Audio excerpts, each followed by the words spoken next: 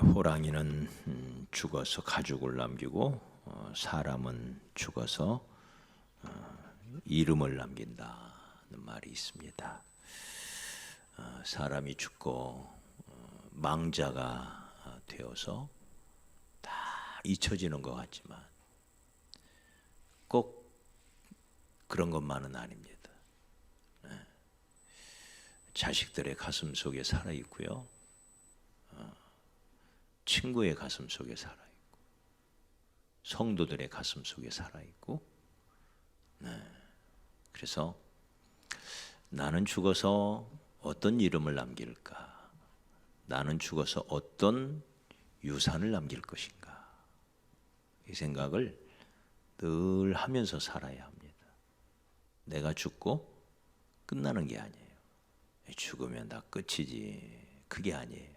다 남기는 유산이 있어요. 호랑이도 죽으면 가죽을 남긴다고 그러잖아요. 사람은 때가 되면 다 늙고 죽어요. 우리 연세 드신 권사님들을 이렇게 보노라 하면 어떤 때는 슬픈 생각이 들어요. 늙고 싶어서 늙는 건 아니지만 그런데 늙어가는 걸 피할 수가 없죠. 그죠? 돌이킬 수만 있으면 정말 돌이키고 싶잖아요. 돌이킬 방법이 있나요?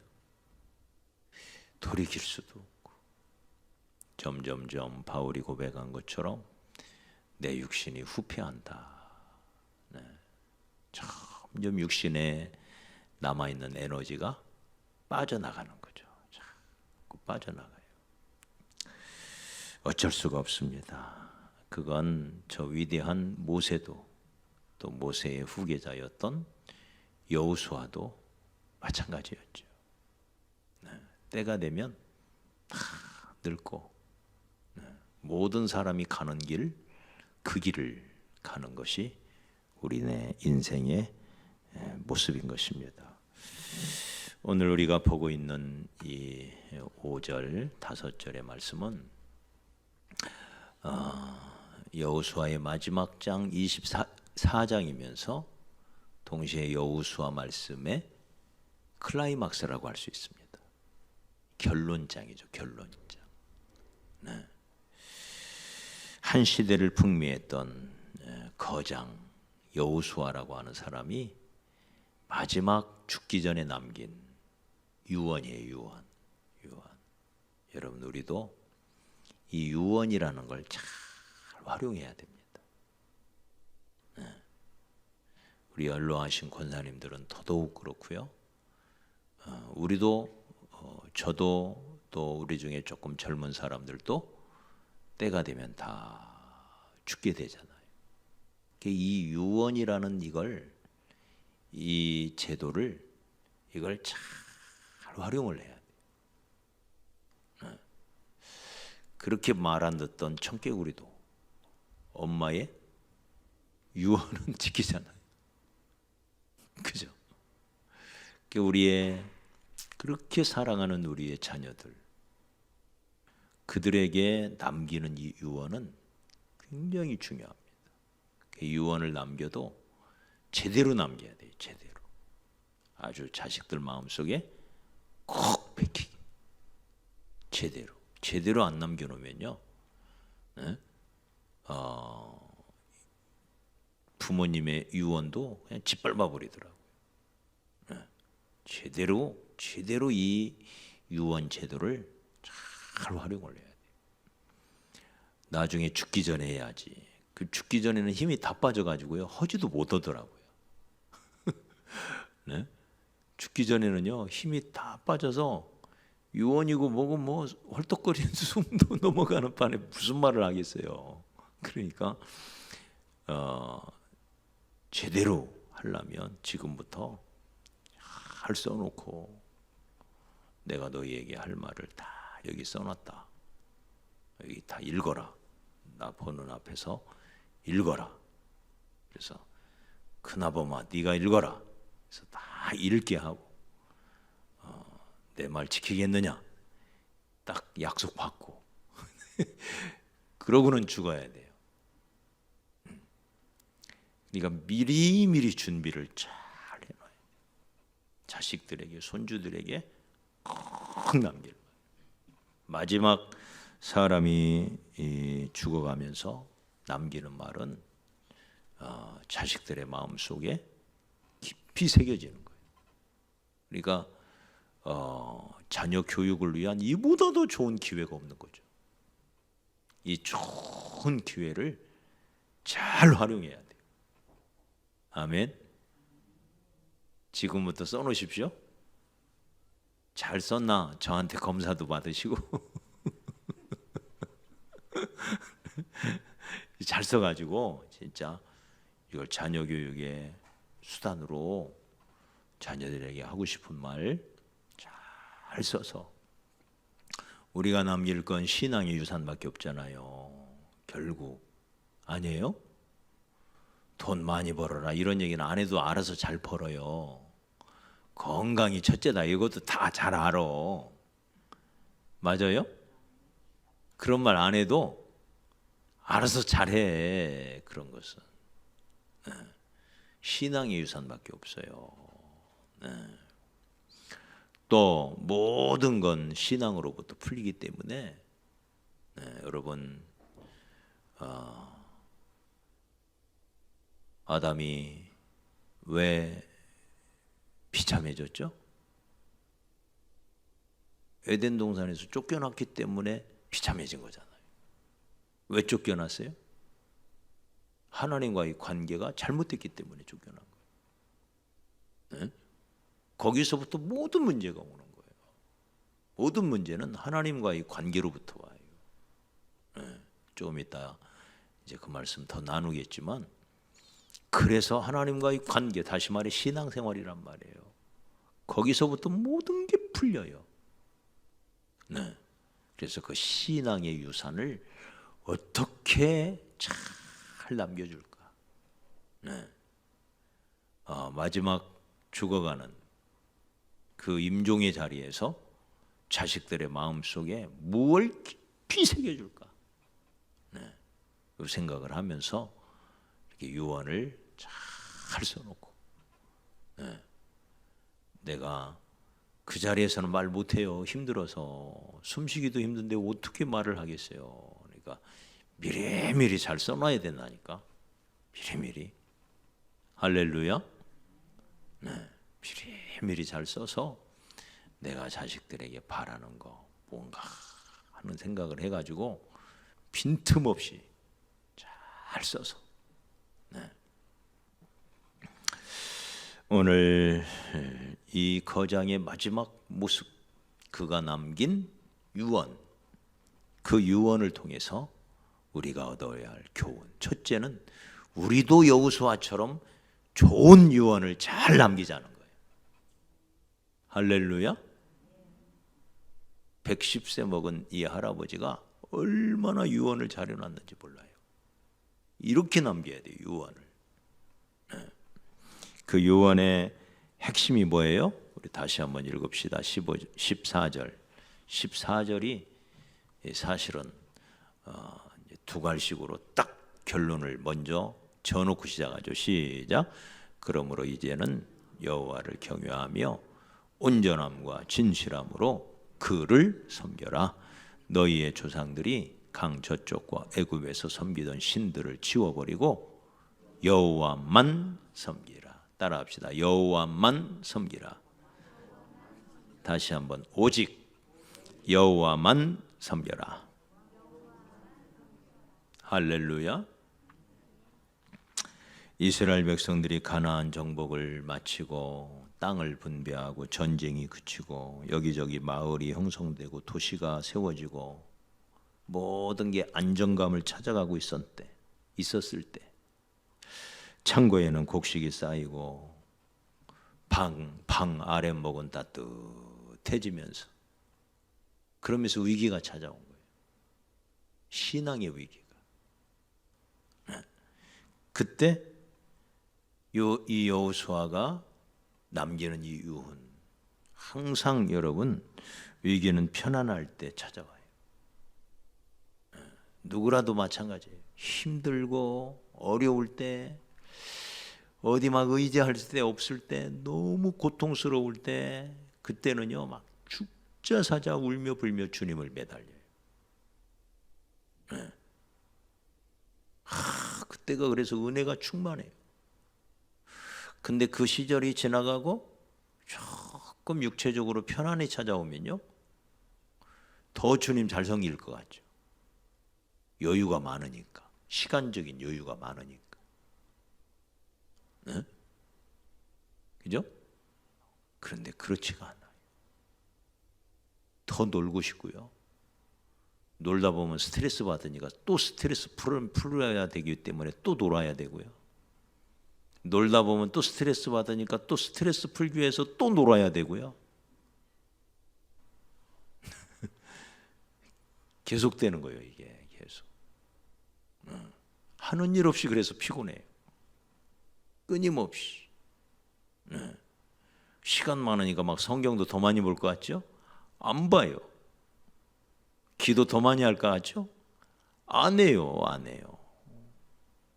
그러면서 엉뚱한 데서 원인을 찾아요. 엉뚱한 데서. 여러분, 우리의 생명줄은 하나님이십니다. 죽자 사자 하나님 매달려야 돼요. 왜 포도나무 잎사귀가 마르죠?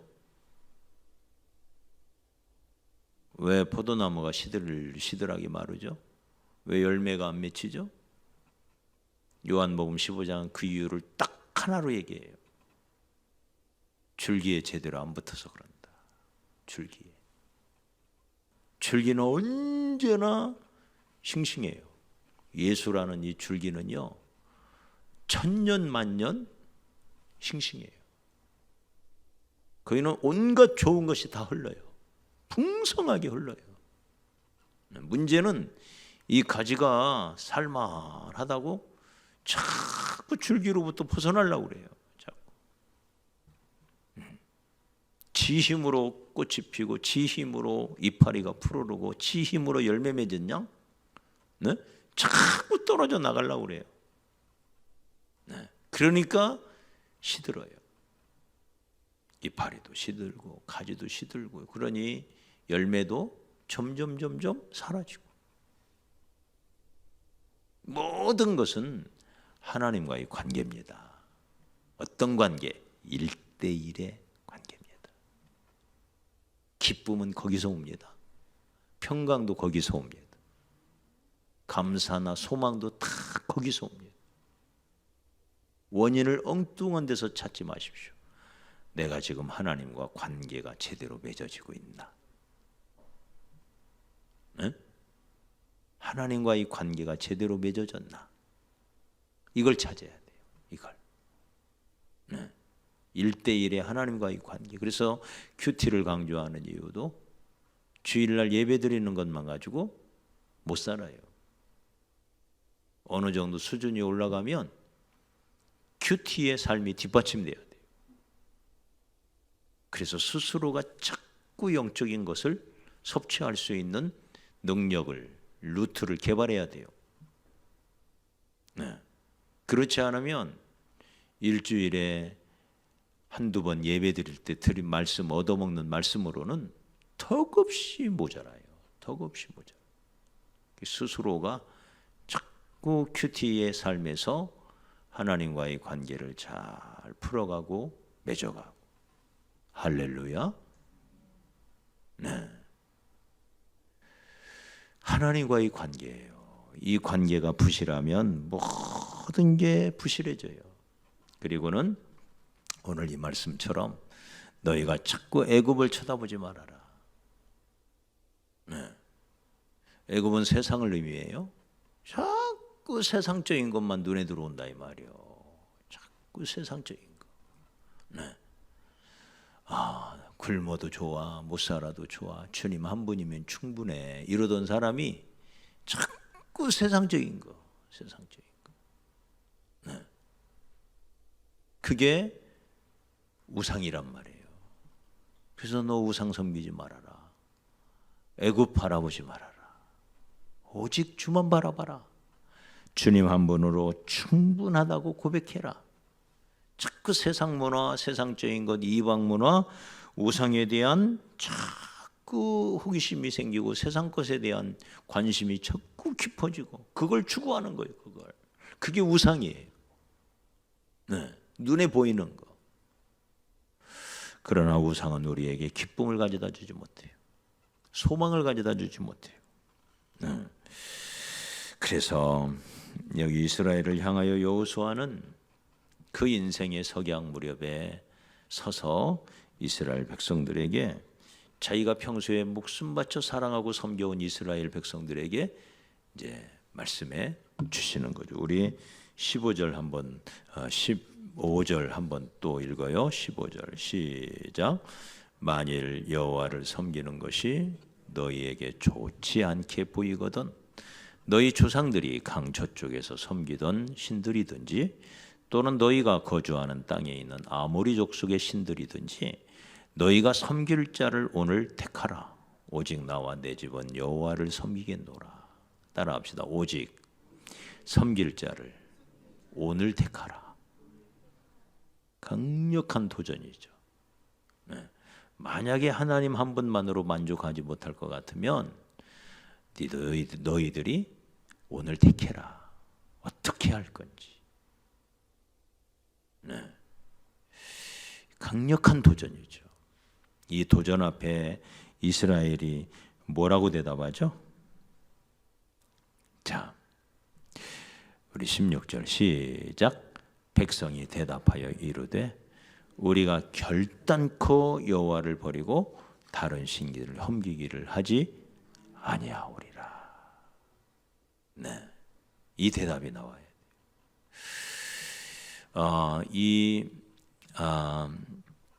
여호수아의 이 질문이 나중에 엘리야에게 그대로 전수가 돼. 엘리야에게. 그래서 갈멜산 정상에서 이 엘리야가 외치죠. 오늘 섬길 자를 너희가 택해라. 네. 그런데 이스라엘 백성들이 한마디도 대답을 안 했다 그랬어요. 꿀먹은 버거니 마냥 입 탁 다물고요. 대답을 안 해요. 그래서 어떻게 됐을까요? 네. 당시 아합과 엘리야, 아합과 이세벨, 네. 그들이 온 이스라엘 가운데 우상으로 가득 채워요. 우상을 섬기는 거예요. 아합과 이세벨을 따라 모든 백성이 다, 네, 물론 7,000명을 남겨두셨다 했지만 7,000명을 제외하고는 다 우상에게 엎드린 거예요. 네. 한마디도 대답을 안 해요. 결국 어떻게 되죠? 자꾸 엘리야라고 그러네. 아합과 이세벨은 한날에 비참하게 죽죠.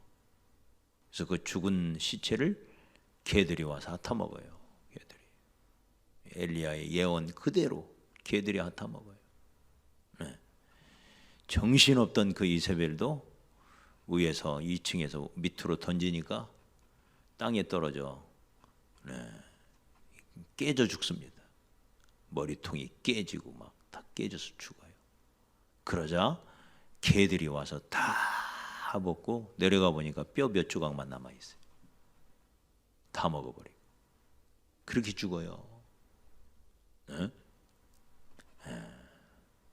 가장 지옥스러운 죽음을 왕과 왕비가 당하게 되는 거죠. 그들만 그랬나요? 그렇게 그 두 사람에 의하여 영향을 받았던 이스라엘이 결국 우상 숭배 때문에 하나님의 무서운 심판 속에 들어가는 걸 보게 됩니다. 하나님이 오늘 밤에 우리에게 묻습니다. 오늘 너희가 섬길 자를 택해라. 나와 내 아비 집은 오직 하나님만 섬기겠다. 여러분은 뭐라고 대답하시겠습니까? 하나님과의 관계가 흐트러지면 모든 것이 흐트러져요. 그게 창세기 이야기예요. 그렇게 행복했던, 에덴 동산에서 그렇게 풍요로웠던 아담과 하와의 삶이 하나님을 떠나는 순간, 하나님과 관계가 깨지는 순간 에덴을 상실해요. 기쁨을 상실하고 평강을 상실하고 행복을 상실하고 소망을 상실하고, 결국 그들에게 죽음이 찾아오게 되죠. 하나님과의 관계입니다. 핵심은 하나님과의 관계예요. 너희가 나를 떠나서는 아무것도 할 수 없습니다. 이게 거짓일까요? 포도나무 가지가 줄기에 붙어 있지 아니하면 절로 스스로는 열매를 맺을 수 없다. 자기 혼자는 열매 맺을 방법이 없다는 거예요. 그래서 붙어 있어라. 줄기는 예수를 말합니다. 그 예수께 철저히 붙어 있어라. 단 1mm만 떨어져도 시들어요. 멀리 떨어질 필요 없어요. 딱 1mm만 떨어져도.